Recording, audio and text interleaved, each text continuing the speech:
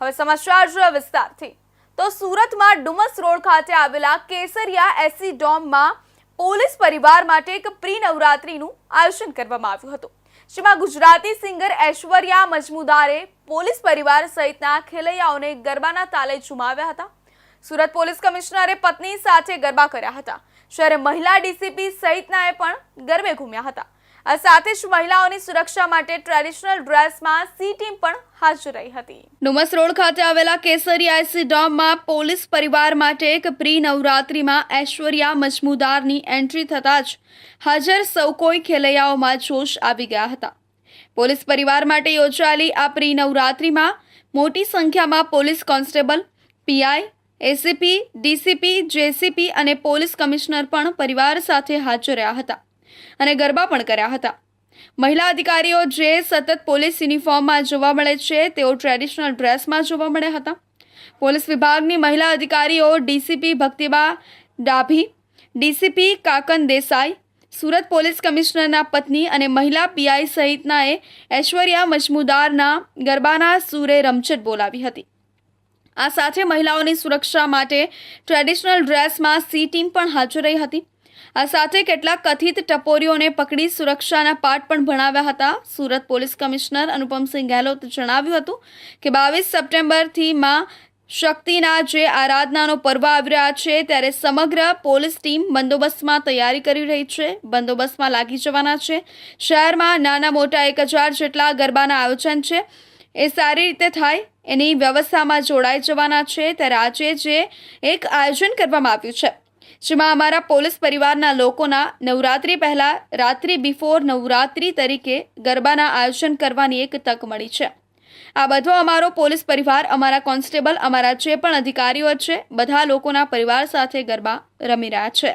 વધુમાં જણાવ્યું હતું કે આવતીકાલથી બંદોબસ્તમાં લાગી જવાના છીએ। અમે બધાને અપીલ કરીએ છીએ કે આપ ગરબા રમો, ખૂબ સારી રીતે, ખૂબ એન્જોય કરો, પણ આપને અને આપના કોઈ મિત્રોને તકલીફ ન પડે તેનું ધ્યાન રાખજો। ખાસ કરીને જ્યારે આપ ગરબા પૂરા થઈ જાય અને ઘરે જાઓ છો તો ગાડી બહુ ઝડપથી નહીં ચલાવતા, ધીમે ધીમે ઘરે જજો। આપ સુરક્ષિત રહો, સેફ રહો અને પોલીસને સહકાર આપતા રહો એવી બધાને વિનંતી કરીએ છીએ। ભારતની અંડર-20 મહિલા રાષ્ટ્રીય ફૂટબોલની ટીમે 20 વર્ષ બાદ ઇતિહાસ રચ્યો છે, જેમાં ગુજરાતના તાપી જિલ્લાના સોનગઢ તાલુકાની દીકરી શુભાંગીની સિંહના નેતૃત્વ હેઠળ ટીમોએ 2026માં થાઇલેન્ડ ખાતે રમનાર એએસએફ અંડર-20 મહિલા એશિયન કપ માટે ક્વોલિફાઈડ થઈ છે, જેને પગલે તાપી જિલ્લાનું નામ વિશ્વ ફલક પર ગુંજતું થયું છે। નાનપણથી જ ફૂટબોલની રમતમાં આગવું સ્થાન ધરાવતી શુભાંગીની તેની રમતથી જે તે સમયના તેના ફૂટબોલના સ્કૂલના કોચે તેમના પિતાને શુભાંગીનીને ફૂટબોલની રમતમાં આગળ વધારવાની સલાહ આપી હતી અને તેના માતા પિતાએ તેમજ દીકરી શુભાંગીનીને ફૂટબોલની રમતમાં આગળ વધારવાની કાર્યવાહી હાથ ધરી, પરંતુ માતા પિતા સામે ઘણા પડકારો હતા, જેમાં પિતા મિલમાં સામાન્ય કામદાર હોય, જેને લઈને આર્થિક રીતે પડકાર તો હતો જ, સાથે સામાજિક રીતે પણ કેટલાક લોકો કહેતા કે દીકરીને રમતગમત ક્ષેત્રે આગળ વધારવાની જગ્યા પર ભણાવી તેની લગ્ન કરાવી દેવામાં આવે, પરંતુ તેમ ન કરતા માતા પિતાએ શુભાંગીનીને ફૂટબોલમાં જ આગળ વધારવાનો દ્રઢ નિર્ણય કર્યો અને આજે દીકરીએ વિશ્વ ફલક પર માતા પિતાનું સ્વપ્ન સાકાર કર્યું અને 20 વર્ષ બાદ ફૂટબોલની રમતમાં ક્વોલિફાઈ થઈ વિશ્વભરમાં દેશનું નામ રોશન કર્યું છે। शुभांगी 12 साल की उम्र से फुटबॉल खेलती है। जितना क्रिकेट के लिए क्रेज है, जितना लोग क्रिकेट को पसंद करते हैं, उतना फुटबॉल को नहीं पसंद करते, उतना देखते भी नहीं है। मैं ये मैसेज देना चाहती हूँ कि आप फुटबॉल को भी पसंद करिए, उसको बढ़ावा दीजिए और लड़कियों को भी, पेरेंट्स को ये मेरी विनती है कि हाथ जोड़कर कि आप अपने बेटियों को आगे बढ़ाइए। मैं जेके पेपर मिल में एक वर्कर के तौर पे काम करता हूँ। मेरी बेटी शुभांगी सिंह सिंघानिया पब्लिक स्कूल में पढ़ती थी, वहीं से उसको फुटबॉल खेलती थी और लड़कों के बीच में अकेली लड़की फुटबॉल की ट्रेनिंग करती थी। स्कूल की तरफ से खेल महाकुंभ खेला। खेल महाकुंभ खेलने के बाद उसका सिलेक्शन एसएजी हिम्मतनगर में हुआ। ફૂટબોલની રમતમાં પહેલેથી જ કંઈક કરવાની ખેલછા શુભાંગીનીના મનમાં હતી। નાનપણમાં જ્યારે તે ફૂટબોલ રમતી હતી ત્યારે તેની ઉંમરની બાળકીઓ ફૂટબોલ રમવાનું ટાળતી હતી, પરંતુ તેના ભાઈ અને તેની ઉંમરના છોકરાઓ સાથે તે ફૂટબોલ રમવાનું ચાલુ રાખ્યું હતું। જેની રમત જોઈ તેના સ્પોર્ટ્સ ટીચરે તેના માતા પિતાને આ રમતમાં આગળ વધારવાની વાત કરી અને તેમની વાત માની શુભાંગીનીને હિંમતનગરની એએસજી એકેડમીમાં એક્સપર્ટ કોચ તરુણ રોય અને આસિસ્ટન્ટ કોચ મોહસિન મલિક પાસે ફૂટબોલની ઘનિષ્ઠ તાલીમમાં મૂકી, જ્યાં 4 વર્ષના સખત પરિશ્રમ બાદ શુભાંગીની ફીફા વર્લ્ડ કપની ટીમમાં સિલેક્શન થયું. ત્યારબાદ શુભાંગીનીની Subroto Cup, SGFA national, Reliance youth national championship, AIF junior girls national જેવી રાષ્ટ્રીય ટુર્નામેન્ટ, જ્યારે દક્ષિણ Asian football federation championship 2022, under 17 FIFA મહિલા વર્લ્ડ કપ 2022 જેવી અનેકો આંતરરાષ્ટ્રીય ફૂટબોલ ટુર્નામેન્ટ તબક્કાવાર શુભાંગીનીએ રમી. આજે 20 વર્ષ બાદ અંડર 20ની મહિલા ફૂટબોલના કેપ્ટન તરીકે નેતૃત્વ કરી ટીમને એશિયા કપમાં સ્થાન અપાવ્યું છે. આ અંગે કેન્દ્રીય મંત્રી મનસુખ માંડવિયાએ ટ્વીટ કરી ટીમને અભિનંદન પાઠવ્યા હતા. मैंने फुटबॉल खेलना 12 साल की उम्र में यहीं पे लड़कों के साथ शुरू किया था, क्योंकि लड़कियां उतना नहीं खेलती थी बट उतना नहीं खेलती थी, तो मैंने लड़कों के साथ खेलना शुरू किया और धीरे धीरे मेरा इंटरेस्ट बढ़ने लगा और मैंने लोकल टूर्नामेंट्स में पार्टिसिपेट करना शुरू किया, जहाँ से मेरा सिलेक्शन एसएजी एकेडमी के लिए हुआ, जहाँ पे मुझे गुजरात को रिप्रेजेंट करने का मौका मिला. उसके बाद मेरा सिलेक्शन अंडर 17 इंडिया कैंप के लिए हुआ, जहाँ से मेरे इंटरनेशनल करियर की शुरुआत हुई. और हमने जो ये 20 साल बाद जो फाइनल राउंड के लिए हम जो पहली बार क्वालिफाई हुए हैं 20 साल बाद. અંડર 20 મહિલા ટીમના આત્મવિશ્વાસ, કઠિન મહેનત અને શુભાંગીનીના સફળ નેતૃત્વને લઈ આજે ભારતની ટીમ 20 વર્ષ બાદ ઐતિહાસિક ક્વોલિફાઈડ થઈ છે. આ સિદ્ધિ માત્ર ભારતીય મહિલા ફૂટબોલ ખેલાડીઓ માટે જ નહીં, પરંતુ ગુજરાતના તાપી જિલ્લાના સોનગઢ માટે પણ ગૌરવની ક્ષણ છે. સુરત શહેરની 35થી વધુ જૂની વસાહતોને લેન્ડ ગવર્મેન્ટના બહાને પાણી, લાઇટ, ગટર જેવી મૂળભૂત સુવિધાઓથી વંચિત રાખવાનો મામલો ઉકેલવા માટે સુરત શહેર કોંગ્રેસ કલેક્ટર કચેરી ખાતે રજૂઆત કરી હતી. ત્યારે કોંગ્રેસના દાવા મુજબ આ વસાહતોમાં વર્ષોથી શ્રમિકો રહે છે અને તેઓ ટેક્સ ચૂકવી રહ્યા છે, છતાં સરકાર તરફથી પત્ર વ્યવહાર અને પરમિશનના બહાને હેરાનગતિ કરી રહી છે. કોંગ્રેસે માંગ કરી છે કે આ વસાહતોને નોટિફાય કરીને ફરી સુવિધાઓ પુનઃ શરૂ કરવામાં આવે અને લેન્ડ ગવર્મેન્ટનો ઉલ્લેખ હટાવવામાં આવે. સુરત શહેરની જૂની વસાહતોને લેન્ડ ગવર્મેન્ટના બહાને સુવિધાઓથી વંચિત રાખવાના મુદ્દે સુરત શહેર કોંગ્રેસ દ્વારા સુરત કલેક્ટર કચેરી ખાતે રજૂઆત કરાઈ હતી, જેમાં મોટી સંખ્યામાં કોંગ્રેસના કાર્યકર્તાઓ ઉપસ્થિત રહ્યા હતા. આવેદનપત્રમાં જણાવવામાં આવ્યું હતું કે સુરત શહેરના વિવિધ ઝોનમાં આવેલી આશરે 35-40 વર્ષ જૂની વસાહતો જેમ કે બમરોલી, વડોદ, પાંડેસરા જીઆઈડીસી, સચિન જીઆઈડીસી, ઉધના, વરાછા, લીંબાદ, કતારગામ વગેરેમાં વર્ષોથી શ્રમિકો અને નાગરિકો વસવાટ કરી રહ્યા છે.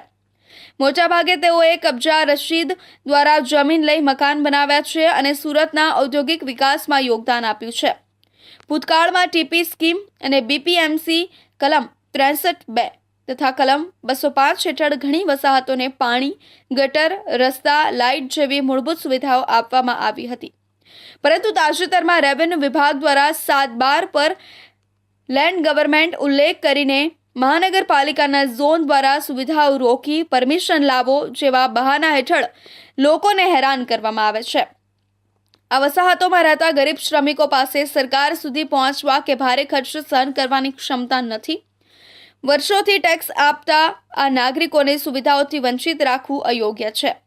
આ બધા મુદ્દાઓ માટે રજૂઆત કરાઈ હતી. તેની સાથે જ વિનંતી કરાઈ છે કે સુરત મહાનગરપાલિકાના તમામ ઝોનને સ્પષ્ટ સૂચના આપવામાં આવે કે તેવી માંગ કરવામાં આવી હતી. જ્યાં વર્ષોથી રહેવાસીઓને સુવિધાઓ મળી રહી છે ત્યાં લેન્ડ ગવર્મેન્ટના બહાને સુવિધાઓ રોકવી નહીં. મહાનગરપાલિકાના સમાજ વિસ્તારોમાં એવું છે જે વિસ્તારો સુવિધાથી વંચિત છે એને સુવિધા આપવામાં આવે એ બાબતની રજૂઆત કરવા માટે સુરત શહેર કોંગ્રેસના પૂર્વ પ્રમુખ ધનસુખભાઈ રાજપૂતની આગેવાનીમાં અમારા ઉત્તર ભારતીય સંઘના આગેવાન શ્રેયસ દુબે, ઉદય પ્રજાપતિ સાથે જિલ્લા કલેક્ટરને મળવા માટે આવેલા હતા અને જે રજૂઆત હતી કે ભાઈ સુવિધા વંચિત છે છતાં સુરત મહાનગરપાલિકા વેરોને બધું લે છે, તો વેરો લેતાની સામે સુરત મહાનગરપાલિકાને આપવી જોઈએ અને આ બાબતમાં તાત્કાલિક રીતે સુરત મહાનગરપાલિકા અને જિલ્લા કલેક્ટર કચેરીનું સંકલન કરીને એ લોકોને સુવિધા આપે તે બધું રજૂઆત કરવામાં આવી હતી અને જિલ્લા કલેક્ટરે એમને પણ ખૂબ સારો સહકાર આપીને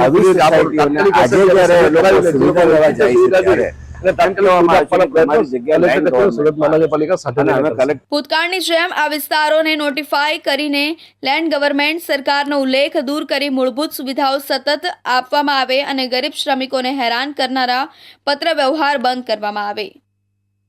ચલો જીતે હૈ નરેન્દ્ર મોદીજીના બાળપણના એક સુંદર પળોમાં ફિલ્માવવામાં આવેલા ફિલ્મ કે જેમાં બીજાને મદદરૂપ થઈ જીવન કઈ રીતે જીવી શકાય તેનું સુંદર ફિલ્માંકન કરવામાં આવ્યું છે, જે એક સપ્તાહ સુધી ગુજરાતના દરેક સિનેમાઘરોમાં મફત બતાવવામાં આવી રહી છે.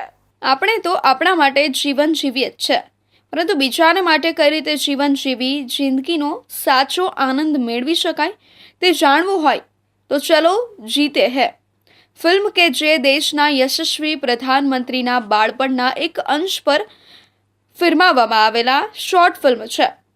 આ ફિલ્મ મોદીજીના જન્મદિવસથી એક સપ્તાહ સુધી ગુજરાતના દરેક સિનેમાઘરોમાં મફત બતાવવામાં આવી રહી છે.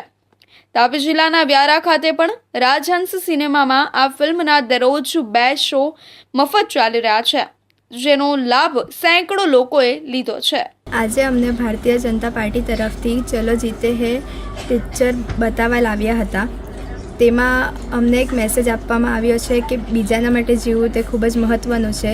શ્રી નરેન્દ્રભાઈ મોદીના મિત્ર માટે તેમની પાસે જે પૈસા ન હતા ગણેશ ખરીદવા માટે, તેમણે તે પૈસા ભેગા કરવા માટે જે નાટક રજૂ કર્યું હતું તેમાં તેમણે ખૂબ સરસ નાટક રજૂ કર્યું હતું. તે નાટકથી અમને ઘણું બધું શીખવા મળે છે. તો નરેન્દ્રભાઈ મોદીના ગુરુજીએ કીધું કે હરીશને લઈ આવજે સ્કૂલે, એની મમ્મીને કહેજે કે સ્કૂલે બોલાવ્યો છે. જઈને કીધું તો એની મમ્મી ખીજાવા લાગેલી. તો એ વાત એ નરેન્દ્રભાઈ મોદીને દિલને લાગી ગયેલી. તો એ પછી એક સ્કૂલે ગયા બીજા દિવસે ગુરુજીએ પાછું કીધું. તો પછી એને નરેન્દ્રભાઈ મોદીએ એના પિતાજીને કીધું કે તમે રોજે એ લોકોને મફત ચા પીવડાવો છો એમ. તો કંઈ જવાબ નહીં આપ્યો. પછી એને વિચાર્યું એના પૈસા મૂકેલા હતા એ લીધા, પણ એ પૈસામાં કંઈ એના માટે કંઈ આવી શકતું ન હતું. તો પછી એને વિચાર્યું એક નાટક રજૂ કરવાનું. તો એ નાટક રજૂ કર્યું એ લોકોએ. તો એમાં નાટકમાં જે પૈસા મળેલા એનાથી એને એના મિત્રને કપડાં લઈ આપ્યા, ચોપડીઓ લઈ આપી. એનાથી એના મિત્ર સ્કૂલે આવવા લાગ્યો પાછો. દેશના યશસ્વી વડાપ્રધાન શ્રી નરેન્દ્ર મોદી સાહેબના 75મા જન્મદિવસ નિમિત્તે તાપી જિલ્લા ભારતીય જનતા પાર્ટી દ્વારા ચલો જીતે હે જે નરેન્દ્ર મોદી સાહેબના જીવન પર મૂવી બનાવવામાં આવ્યું છે તે તાપી જિલ્લાના લોકોને ફ્રીમાં બતાવવામાં આવી રહ્યું છે. ખાસ કરીને આ જે નરેન્દ્ર મોદી સાહેબનું બાળપણનું જીવન કેવું હતું તે અમારું લક્ષ્ય છે કે અત્યારના બાળકો જે સ્કૂલમાં ભણે છે તેઓ આ મૂવી જોઈ અને નરેન્દ્ર મોદી સાહેબનું જે જીવન છે તેમાંથી શીખ લે અને પોતે પણ લોકોને મદદરૂપ થઈ શકે તેવો એક અમારો આ નાનકડો પ્રયાસ છે. ફિલ્મને જોઈ ખાસ શાળાના બાળકોને એક નવી ઉર્જા, નવી પ્રેરણા મળી રહી છે અને પ્રધાનમંત્રી મોદીજીના બાળપણના જીવન ચરિત્રની એક ઝલક જોઈ તેઓ આનંદની લાગણી અનુભવી રહ્યા છે અને આને જીવનમાં અનુસરવાની ખેવના ઝંખી રહ્યા છે. હવે સમય છે એક વિરામનો.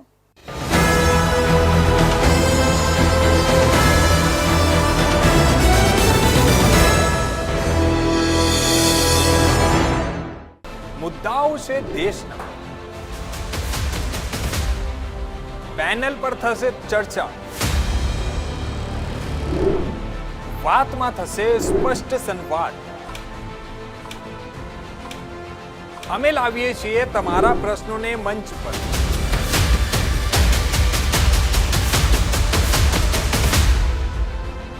કેમ કે સમસ્યા તમારી, લડત તમારી. જુઓ મારી સાથે ફક્ત इंडिया न्यूज गुजरात पर.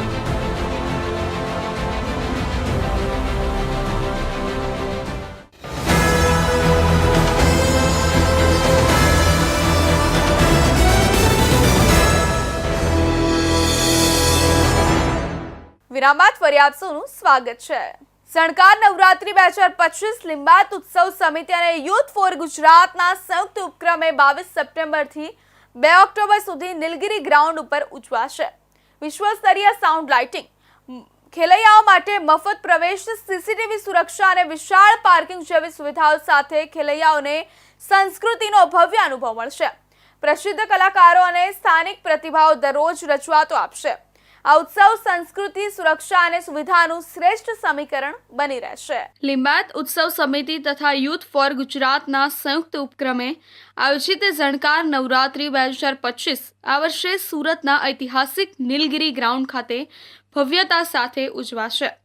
આ નવરાત્રી ઉત્સવ શહેરના પરંપરાગત ખેલૈયાઓ, યુવાનો તથા પરિવારો માટે સર્વોત્તમ ગર્વનો ઉત્સવ સાબિત થશે.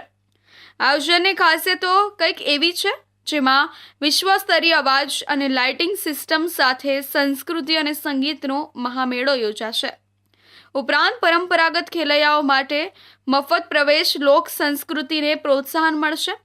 સમગ્ર મેદાનમાં સીસીટીવી સર્વેલન્સ તથા ડ્રોન કેમેરા દ્વારા સુરક્ષાની સંપૂર્ણ વ્યવસ્થા કરવામાં આવી છે અને વિશાળ મફત પાર્કિંગ વ્યવસ્થા હજારો વાહનો માટે કરી દેવાય છે, જેથી નાગરિકોને કોઈ મુશ્કેલી ન પડે. આધુનિક સાઉન્ડ અને લાઇટિંગ સિસ્ટમથી રમતમાં રંગભેર અને યાદગાર અનુભવ મળશે. વિશાળ અને ઐતિહાસિક નીલગિરી ગ્રાઉન્ડ પર ભવ્ય આયોજન કરવામાં આવશે. પ્રસિદ્ધ કલાકારો તથા સ્થાનિક યુવા પ્રતિભાઓ દ્વારા દરરોજ વિશેષ રજૂઆતો યોજાશે. લિંબાયત ઉત્સવ સમિતિનો આ સંકલ્પ છે કે નવરાત્રી જેવા પવિત્ર તહેવારમાં સુરતવાસીઓને સંસ્કૃતિ, સુરક્ષા અને સુવિધા સાથે યાદગાર ઉત્સવની ભેટ આપવામાં આવે. લિંબાયત ખાતે આ નવરાત્રી ઉત્સવ શહેરના પરંપરાગત ખેલૈયાઓ, યુવાનો અને પરિવારો માટે સર્વોત્તમ ગર્વનો ઉત્સવ સાબિત થશે એવો પ્રયત્ન અમે કરી રહ્યા છીએ. આયોજનની ખાસિયતો અલગ અલગ પ્રકારની છે. વિશ્વસ્તરીય અવાજ અને લાઇટિંગ સિસ્ટમ સાથે સંસ્કૃતિ અને સંગીતનો મહામેળો આપણે કરવાનો પ્રયત્ન કર્યો છે.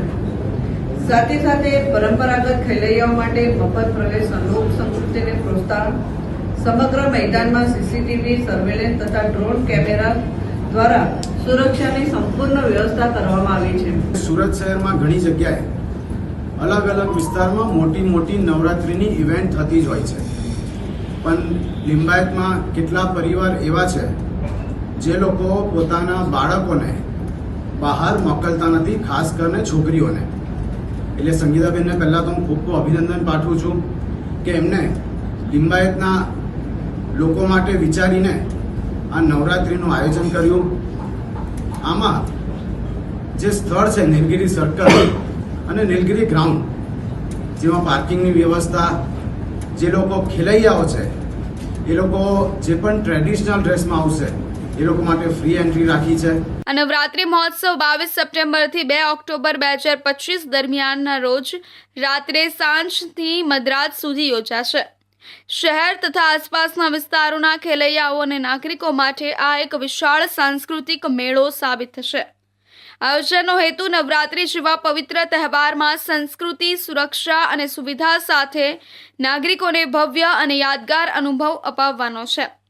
નાગરિકોએ મોટા પ્રમાણમાં ઉપસ્થિત રહીને સંસ્કૃતિના મહોત્સવને સફળ બનાવવા તથા સુવ્યવસ્થિત રીતે ભાગ લેવા અપીલ કરવામાં આવી છે. સુરતના મૈધરપુરા વિસ્તારમાં એક વૃદ્ધે લિસ્ટેડ બુટલેગર સહિત 2 શખ્સોના માનસિક ત્રાસથી કંટાળીને આપઘાત કરી લીધો હોવાનો ચોંકાવનારો કિસ્સો સામે આવ્યો છે. આ સમગ્ર ઘટના પાલિકામાં નોકરી અપાવવાના બહાને થયેલી 22 લાખની ઠગાઈ સાથે સંકળાયેલી છે. મૃત્યુ પામતા પહેલા વૃદ્ધે વોટ્સએપ પર સુસાઇડ નોટ લખી હતી. જેના આધારે પોલીસે દુષ્પ્રેરણાનો ગુનો નોંધીને 2 આરોપીઓની ધરપકડ કરી છે. મૈદરપુરા પોલીસ સ્ટેશનમાંથી પ્રાપ્ત માહિતી અનુસાર બેગમપુરામાં દુધાળા શેરીમાં રહેતા 59 વર્ષીય ચેતન પંચાલ કેટરિંગના વ્યવસાયમાંથી નિવૃત્ત થયા બાદ બેરોજગાર હતા. આશરે 6 મહિના પહેલા તેમને એક અજાણ્યો શખ્સ મળ્યો હતો, જેણે સુરત મ્યુનિસિપલ કોર્પોરેશન SMCમાં વહીવટ કરીને નોકરી અપાવવાનું સેટિંગ કરી આપવાનું કહ્યું હતું. આ શખ્સે ચેતન પંચાલને વચન આપ્યું હતું કે જો તે નોકરી ઈચ્છતા લોકોને લાવશે તો તેને પણ 2-3 લાખ રૂપિયાનો ફાયદો થશે. આ લોભામણી વાતમાં આવી જઈને ચેતન પંચાલ આ શખ્સની વાત માની ગયા. ચેતન પંચાલે પોતાના પરિચિત પરિમલ જરીવાલા અને લિસ્ટેડ બુટલેગર અશોક ઉર્ફે અશોક ડોકુ રાણાને આ વાત કરી. અશોક રાણાએ તેના ઓળખીતાઓને પાલિકામાં નોકરી અપાવવા માટે ચેતન પંચાલ મારફતે અજાણ્યા શખ્સને 22 લાખ રૂપિયાની રોકડ આપી હતી. રૂપિયા મળ્યા બાદ અજાણ્યા શખ્સ ભૂગર્ભમાં ઉતરી ગયો અને નોકરી આપવાનું વચન પાડ્યું નહીં. અને નોકરી ન મળતા પરિમલ જરીવાલા અને બુટલેગર અશોક ડોકુ રાણાએ તેમના રૂપિયા પાછા લેવા માટે ચેતન પંચાલ પર દબાણ શરૂ કર્યું હતું. તેમણે ચેતન પંચાલ પાસે પઠાણી ઉઘરાણી શરૂ કરી અને માનસિક ત્રાસ આપવાનું શરૂ કર્યું હતું. આરોપીઓના ત્રાસથી કંટાળીને ચેતન પંચાલે પોતાની પત્ની અને દીકરીના દાગીના વેચીને 18 લાખ રૂપિયા ચૂકવી દીધા હતા. તેમ છતાં બાકીના 4 લાખ રૂપિયા માટે બંને આરોપીઓ અવારનવાર ચેતન પંચાલના ઘરે આવીને ગાળાગાળી કરતા અને ધમકીઓ આપતા હતા. તેમના ત્રાસથી ચેતન પંચાલની પત્ની પણ બીમાર પડી ગઈ હતી અને તેમને હોસ્પિટલમાં દાખલ કરવા પડ્યા હતા. मैदरपुरा विस्तार में एक आदमी जिनको पैसे जिनसे लिए थे नौकरी देने के लिए, उनके मानसिक त्रास के कारण उन्होंने सुसाइड किया है. तो केस ऐसा है कि एक मनुष्य जिन्होंने 2 लोगों से लगभग 22 लाख रुपए लिए थे, यह कहकर कि उनकी एसएमसी में जान पहचान है और वह उनको नौकरी एसएमसी विभाग में दिलवा सकते हैं, परंतु कुछ कारणों से वह नौकरी नहीं दिलवा पाए और पिछले काफ़ी समय से अपने जो पैसे 22 लाख रुपए हैं उसकी वापसी के लिए वो 2 मनुष्य जिन्होंने सुसाइड किया है उस पर मानसिक त्रास दे रहे थे. उनका दागिना भी ज़बरदस्ती लिया, वो लगभग 18 लाख रुपए का था और बची हुई 4 लाख की रकम की रिकवरी के लिए उनके घर बार बार जाया करते थे, उन्हें मानसिक त्रास दिया करते थे, जिसके कारण उन्होंने एक सुसाइड कर लिया. આ માનસિક ત્રાસથી કંટાળીને 30 ઓગસ્ટના રોજ ચેતન પંચાલે પોતાના મકાનના ટેરેસ પર જઈને ઝેરી દવા પીને આત્મહત્યા કરી લીધી. જ્યારે તેમની દીકરી ક્લિનિકથી ઘરે આવી ત્યારે તેમણે પિતાને બેભાન અવસ્થામાં જોયા અને બાજુમાં ઝેરી દવાની બોટલ પડી હતી. તેમને તાત્કાલિક ખાનગી હોસ્પિટલમાં સારવાર માટે ખસેડવામાં આવ્યા, જ્યાં સારવાર દરમિયાન તેમનું મોત નીપજ્યું હતું. મૃતક ચેતન પંચાલે આપઘાત કરતા પહેલા પોતાના મોબાઈલના વોટ્સએપ પર પુત્રને મેસેજ કર્યો, જેમાં એક સુસાઇડ નોટ લખી હતી, જેમાં તેમણે પરિમલ જરીવાલા અને અશોક ડોકુ રાણા દ્વારા રૂપિયા માટે આપતા ત્રાસનો ઉલ્લેખ કર્યો હતો. સુરતના લીંબાદ વિસ્તારમાં આતંક મચાવનાર કુખ્યાત કેલિયો ગેંગના મુખ્ય સૂત્રધાર કૈલાશ ઉર્ફે કેલિયો અને તેના સાગરીત સાગર ઉર્ફે ઘોડાની પોલીસે ધરપકડ કરી છે. આ બંને આરોપીઓ પર કુલ 25 જેટલા ગંભીર ગુનાઓ નોંધાયેલા છે, જેમાં હત્યાની કોશિશ, મારામારી, લૂંટનો સમાવેશ થાય છે. તાજેતરમાં એક શ્રમિક પાસેથી રૂપિયા 32,500ની લૂંટના કેસમાં તેમની ધરપકડ કરવામાં આવી છે. પોલીસ દ્વારા ગુનાના સ્થળનું રિકન્સ્ટ્રક્શન પણ કરવામાં આવ્યું હતું. લીંબાયત વિસ્તારના આસપાસ નગર વિભાગ 1માં રહેતા 32 વર્ષીય શ્રમિક અમોલ સંભાજી સિરસાટે 2 મહિના પહેલા તેના મિત્ર સુનિલ પાટીલ પાસેથી રૂપિયા 32,500 ઉછીના લીધા હતા. સોમવારે સાંજે તે આ પૈસા પરત કરવા માટે અન્ય મિત્ર રાહુલ પટેલ પાસેથી ઉછીના લઈને ઘરે જઈ રહ્યો હતો. ઋષિકેશ એન્કલેવ પાસે પહોંચતા સાગર ઉર્ફે ઘોડાએ તેને ચપ્પુ બતાવીને રોક્યો અને તેના ખિસ્સામાંથી પૈસા કાઢવાનો પ્રયાસ કર્યો. અમોલે તેને ધક્કો મારીને ભાગવાનો પ્રયાસ કર્યો હતો. તે કેશવનગર સોસાયટીમાં દેવનારાયણ કિરાણા સ્ટોર પાસે પહોંચ્યો ત્યારે કેલિયો ગેંગના મુખ્ય સૂત્રધાર કૈલાશ ઉર્ફે કેલિયોએ તેને અટકાવ્યો. કૈલાશે અમોલને ધમકાવતા કહ્યું, સાગરને તને રોકવાનું કહ્યું હતું તો તું કેમ ત્યાંથી ભાગ્યો? આટલું કહીને તેણે અમોલને માર માર્યો. ચપ્પુ બતાવી અને તેના ખિસ્સામાંથી રૂપિયા 32,500 લૂંટી લીધા. પૈસા લીધા બાદ તેણે અમોલને જાનથી મારી નાખવાની ધમકી પણ આપી. જો આ વાત કોઈને કહી તો તને જાનથી મારી દઈશ. ત્યારબાદ બંને આરોપીઓ ઘટના સ્થળેથી ફરાર થઈ ગયા હતા. અમોલ સિરસાટેની ફરિયાદ બાદ લીંબાદ પોલીસે કૈલાશ અને સાગરની ધરપકડ કરી છે. પોલીસ તપાસમાં બહાર આવ્યું છે કે બંને આરોપીઓનો ગુનાહિત ઇતિહાસ ખૂબ જ ગંભીર છે. કૈલાશ ઉર્ફે કેલિયો વિરુદ્ધ અલગ અલગ પોલીસ સ્ટેશનોમાં 10 જેટલા ગુના નોંધાયેલા છે, જેમાં હત્યાની કોશિશ, મારામારી અને પ્રોહિબિશન જેવી કલમોનો સમાવેશ થાય છે. જ્યારે તેના સાગરીત સાગર ઉર્ફે ઘોડા વિરુદ્ધ પ્રોહિબિશન સહિત કુલ 15 ગુનાઓ દાખલ છે. લીંબાયત પોલીસ સ્ટેશનમાં ફરિયાદી અમોલ સિરસાટે ફરિયાદ આપેલી કે પોતે જ્યારે રાત્રિના સમયે પોતાના ઘર તરફ જઈ રહ્યો હતો, એ દરમિયાન કેલિયો અને સાગર ઘોડા એ બંને તેને આંતરી અને એના ખિસ્સામાંથી ચપ્પુ બતાવીને 32,500 રૂપિયા એના ખિસ્સામાંથી કાઢી અને લૂંટ ચલાવેલી. જે સંદર્ભે પોલીસે તાત્કાલિક પગલાં લઈ ફરિયાદ દાખલ કરી અને આ બંનેની ધરપકડ કરેલ છે. ઉલ્લેખનીય છે કે આ બંને આરોપીઓ 6 મહિના પહેલા જ યુએસડીટી ટ્રાન્સફરના કેસમાં જામીન પર છૂટ્યા હતા. યુએસડીટી ટ્રાન્સફર કેસમાં જેલમાંથી બહાર આવ્યા બાદ પણ તેમની ગુનાહિત પ્રવૃત્તિઓ યથાવત રહી હતી અને ફરી એકવાર લૂંટના ગુનામાં તેમની ધરપકડ થઈ છે. પોલીસ દ્વારા આરોપીઓની કડક પૂછપરછ ચાલી રહી છે અને આ ઘટનાના સંદર્ભમાં અન્ય કોઈ ગુનાઓનો પણ ખુલાસો થવાની શક્યતા છે. સમાચારમાં આગળ વાત કરીએ તો સુરત શહેરના પાંડેસરા વિસ્તારમાં જન્મદિવસની ઉજવણી માટે થયેલા ખર્ચના માત્ર 50 રૂપિયા માટે મિત્રોએ બીજા મિત્રનો જીવ લીધો હોવાનો ચકચારી કિસ્સો સામે આવ્યો છે. આ ઘટનામાં જન્મદિવસના ખર્ચમાં ભાગે પડતા પૈસા માંગતા સંબંધમાં આરોપીએ તેના જ મિત્ર પર છરી વડે હુમલો કરી તેને મોતને ઘાટ ઉતારી દીધો હતો.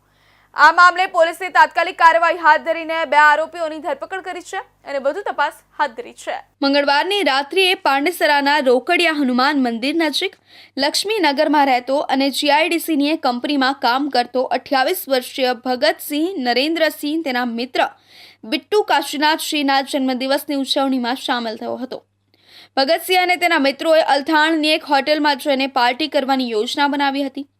યોજના મુજબ તેઓ પાંડેસરાના તિરુપતિ પ્લાઝા ખાતે એક પાનના ગલ્લા પાસે ઊભા હતા. આ સમયે અન્ય એક મિત્ર અનિલ રાજભરે જન્મદિવસની પાર્ટીના ખર્ચમાં ભાગરૂપે બિટ્ટુ પાસેથી માત્ર 50 રૂપિયાની માંગણી કરી હતી. આટલી નાની રકમ માટે બિટ્ટુએ ઉશ્કેરાઈને અનિલ સાથે ગાળાગાળી શરૂ કરી દીધી. આ દલીલ જોતજોતામાં ભયંકર ઝઘડામાં ફેરવાઈ ગઈ હતી. માત્ર 50 રૂપિયા જેવી નજીવી બાબતે થયેલી આ હત્યાએ સમગ્ર વિસ્તારમાં ચકચાર મચાવી છે.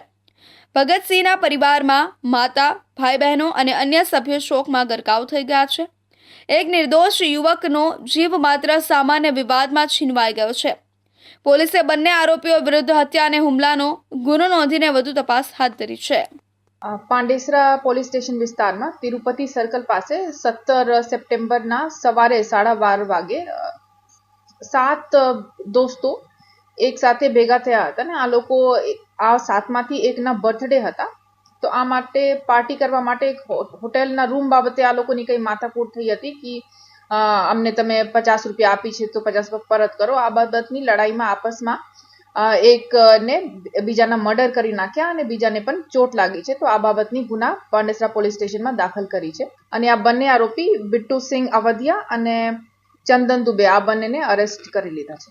ડીસીપી નિધિ ઠાકુરે આ ઘટનાની વિગત આપતા જણાવ્યું હતું કે ઝઘડા દરમિયાન ભગતસિંહે વાતાવરણ શાંત કરવાનો પ્રયાસ કર્યો હતો, પરંતુ ઉશ્કેરાયેલા બિટ્ટુ અને તેના અન્ય એક મિત્ર ચંદન કરુણાશંકર દુબેએ ઉગ્ર સ્વરૂપ ધારણ કરી લીધું. આ ઝપાઝપીમાં અનિલ રાજભરને પણ ચપ્પુના ઘા વાગ્યા હતા, જેના કારણે તે ગંભીર રીતે ઇજાગ્રસ્ત થયો છે. આ ઘટના બાદ મૃતક ભગતસિંહના ભાઈ નાગેન્દ્રસિંહે તાત્કાલિક પાંડેસરા પોલીસ સ્ટેશનમાં ફરિયાદ નોંધાવી હતી. પોલીસે ત્વરિત કાર્યવાહી કરીને મૂળ બિહારના બિટ્ટુ કાશીનાથ અવધિયા અને ચંદન કરુણાશંકર દુબેની ધરપકડ કરી છે. પોલીસ તપાસમાં ચોંકાવનારો ઘટસ્ફોટ થયો છે કે હત્યારાઓ પૈકી ચંદન દુબે રીઢો ગુનેગાર છે અને તેના વિરુદ્ધ લૂંટ અને મારામારી જેવા 4 જેટલા ગુનાઓ પહેલેથી જ નોંધાયેલા છે. તો આ હતા અત્યાર સુધીના મહત્વના સમાચાર. વધુ સમાચાર માટે જોતા રહેજો ઇન્ડિયા ન્યૂઝ ગુજરાત.